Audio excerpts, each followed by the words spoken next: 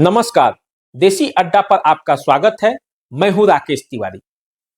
देखिए, बिहार की राजनीति का जो शतरंजी बिसात है, उस पर बिछा हुआ खेल अब उस दौर में पहुंच गया है जब सीधे सीधे राजा निशाने पर है।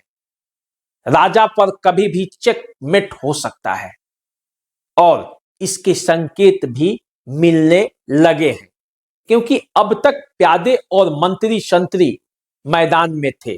अब सीधे सीधे राजा पर हमला हो रहा है और राजा को सीधे चेक देने की तैयारी है।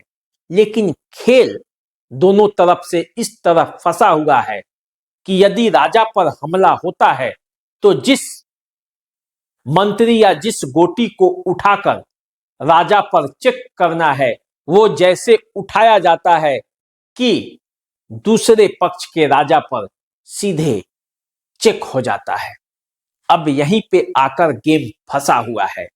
पूरा बिहार का राजनीतिक का जो शतरंजी खेल है, वो इस पर टिका हुआ है कि कब कौन सी ऐसी चाल समझ में आ जाए जिससे पूरा खेल कौन किस पर सह और मात देकर जीत जाए। लेकिन वही खेल समझ में नहीं आ रहा है। दाव इतना फंसा हुआ है, आगे कुआं है पीछे खाई है। दोनों पक्षों की यही परेशानी है। बिहार की राजनीति जिस तरह से इस समय उलझी हुई है, वैसा अब तक नहीं उलझी हुई थी। कई राजनीतिक धुरंधर इसमें दिमाग लगा लगा कर अपने दिमाग की दही बना चुके हैं, फिर भी है कि हल निकलता नहीं। सारे समीकरणों पर बातचीत हो रही है, लेकिन बातचीत कोई प्रतिफल नहीं निकल पा रहा। आखिर ऐसा क्यों हो रहा है? जब दोनों तरफ से इशारे पर इशारा चल रहा है, संकेतों की भाषा में एक दूसरे पर प्रहार किया जा रहा है। कोई क्रिकेट खेल कर प्रहार कर रहा है तो कोई अपने बयानों से। यहां तक कि चिराग पासवान ने भी संकेत दिया है कुछ, और चिराग पासवान की जो गतिविधियां हैं वो भी कुछ संकेत दे रही है। भाजपा के नेताओं की भी गतिविधि कुछ कुछ संकेत दे रही है। उन संकेतों को समझ पाने में भी कई बार परेशानी हो जाती है, क्योंकि संकेतों को भी कई बार बदला जा रहा है, कई बार लाया जा रहा है।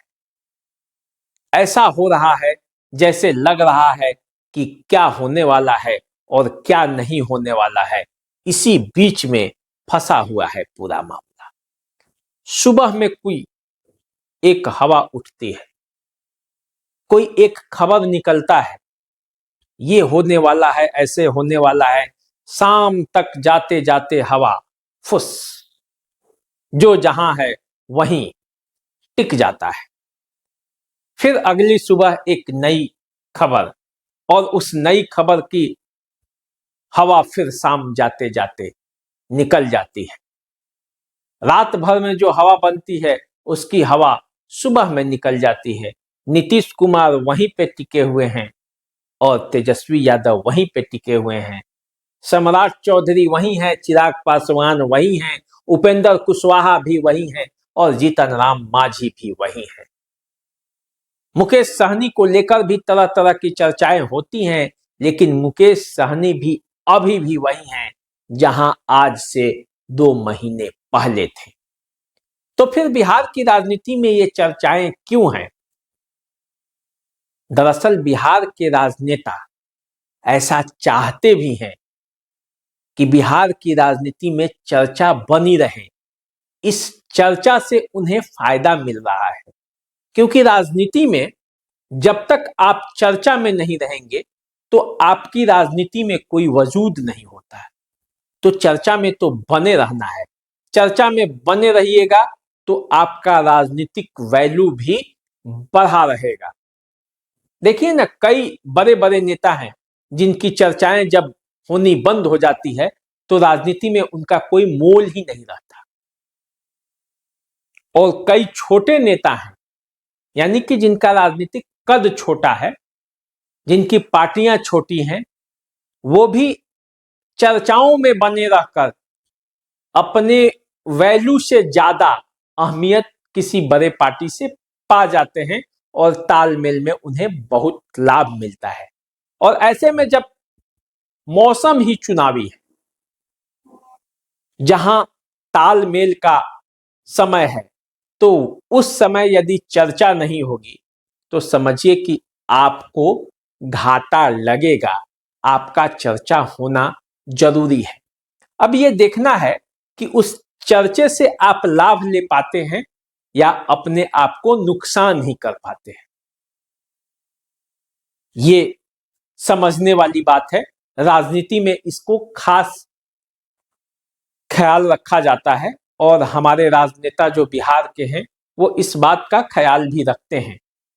और जब चुनाव लोकसभा का आया है तो फिर नए नए तरह के बातें चल भी रहा है, बिहार की राजनीति में घूम भी रहा है।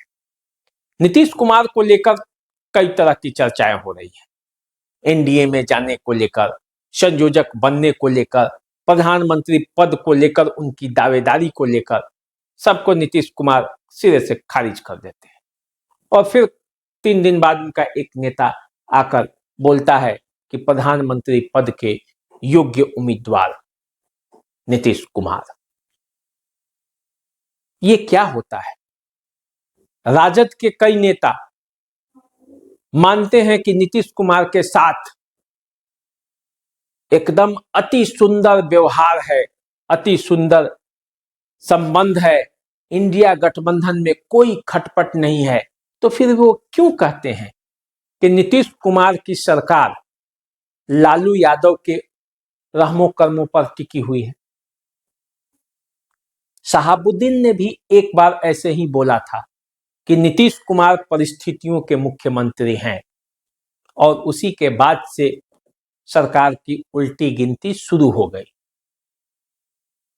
इस बार भी कई नेता बोल रहे हैं, संकेतों में बता रहे हैं और नीतीश कुमार को ये इशारा कर रहे हैं कि भाई आप तो राजद के रहमो कर्मों पर हैं।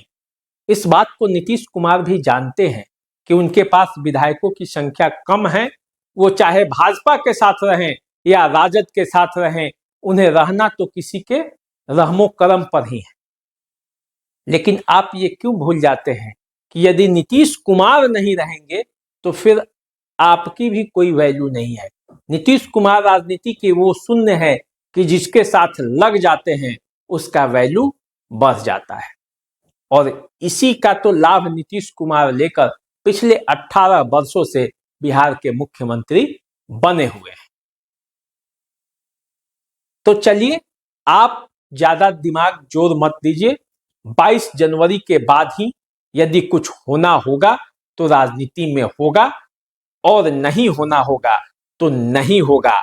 छोड़िए, लगिए अपने कामों में। इंडिया गठबंधन को भी अपना काम करना है और एनडीए को भी अपना काम करना है। आप बस राजनीति का मजा लेते रहिए, क्योंकि बिहार की राजनीति का जो मजा है वो किसी रसगुल्ले से भी ज्यादा मजेदार है।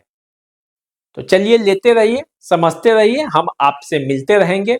देसी अड्डा को सब्सक्राइब कर लीजिए, फेसबुक इंस्टाग्राम पर हमें फॉलो कीजिए। दीजिए इजाजत, नमस्कार।